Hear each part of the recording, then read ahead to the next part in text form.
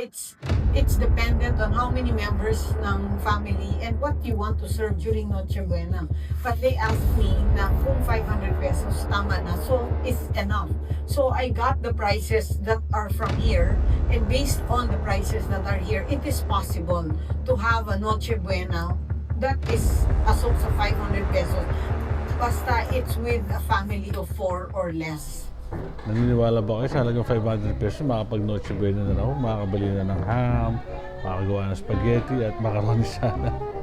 Ang daming hindi naniniwala rito eh. Alam naman nila kung ano talaga presyo ng mga bilihin. Pero ayaw niya magpatalo. Ibig daw niya sabihin, depende naman daw ito sa dami ng household o kung ilan yung nasa pamilya.